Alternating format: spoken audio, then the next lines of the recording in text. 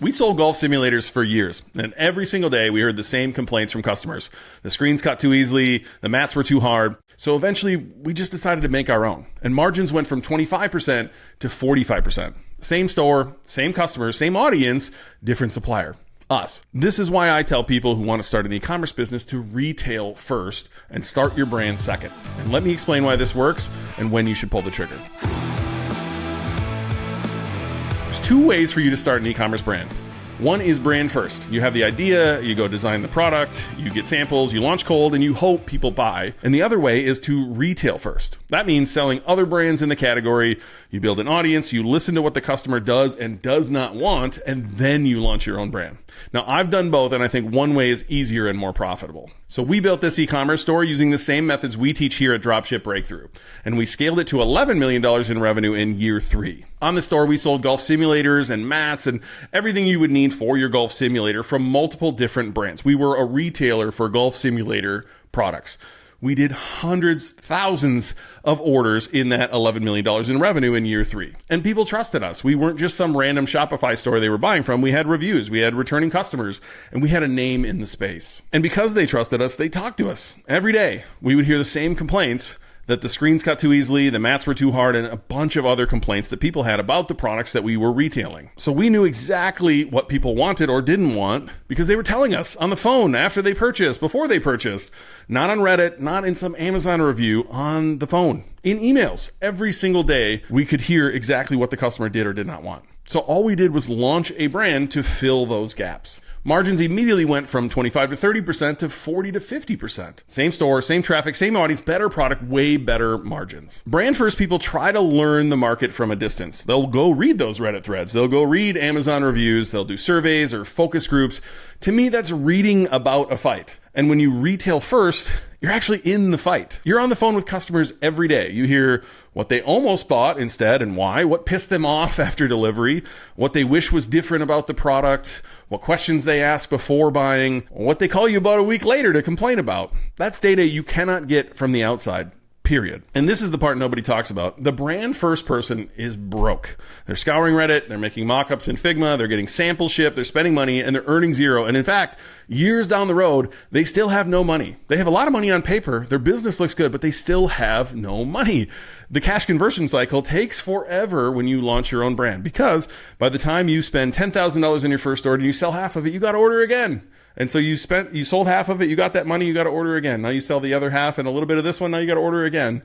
And it takes forever for you to get over the hump where you can actually realize cash in a business like that. The retail first person is making money and learning at the same time. You're literally getting paid every single month. At the end of the month, you can close your books. Most orders have shipped, if not all orders have shipped, and you can close your books and you can take the profit from last month. There's no need to reinvest in more inventory because you're retailing. You are drop shipping these products. You don't need to warehouse things. So year 1, you have a profitable store and you're learning the market in real time.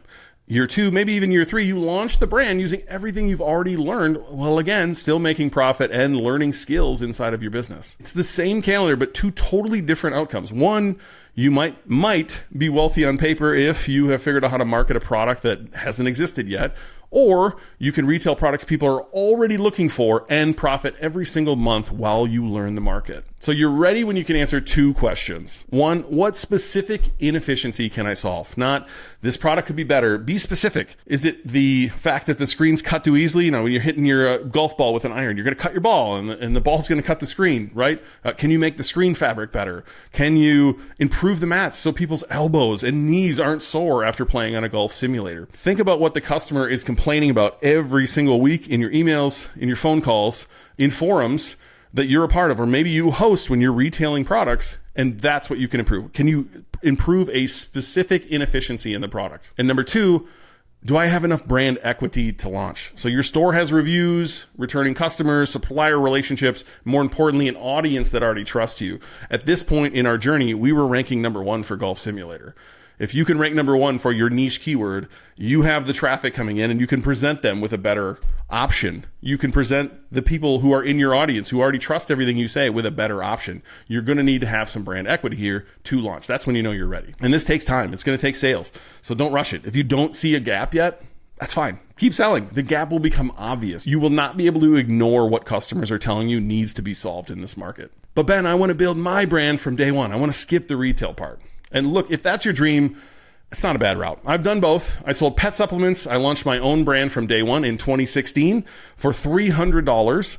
And I scaled that to a $750,000 exit, although that took 8 years. And with the golf simulators, we launched retail first, and then we launched our own. And in fact, John and I and one of our partners are doing it inside of one of our partner businesses right now. We have become one of the biggest retailers in the space that we're in. And now we're going to launch our own product after hearing what the customer does and does not want. And now both worked. The pet supplements worked. The golf simulators worked. I'm confident it's going to work again in our partner business, but one is way easier and less expensive, if I'm honest. Brand first means product development costs, manufacturing minimums you have to commit to, inventory you're paying for upfront, branding, packaging, photography, certifications, depending on your category. Don't forget the samples, air freighting samples over and over and over until you actually have a product, spending $10,000, $15,000, launching to an audience who has no idea who you are and hoping you got this right, all before you've ever made a single dollar. So it's a huge expense to carry while you're still guessing at what the market actually wants. Retail first means you make money while you figure it out. This is why we are such a big proponent of dropshipping, is because you're going to learn this market. You're going to retail products they're already looking for, and then you're going to find your little window in there of like, oh, this could be fixed. This could be better. Or I wish the product didn't have this. This kind of ruins the product for me. You'll launch a better brand and have a profitable business funding the launch of your product. So I've done this twice. Pet supplements, brand first, golf simulators, retail first, and retail first wins for most people. Click the link in the description, watch our free training, and I'll walk you through how to find the right who, the right niche, and how to build a high-ticket dropshipping business, one that can either keep printing money or eventually one inside which you can launch your own brand. Retail first, brand second. That's the move.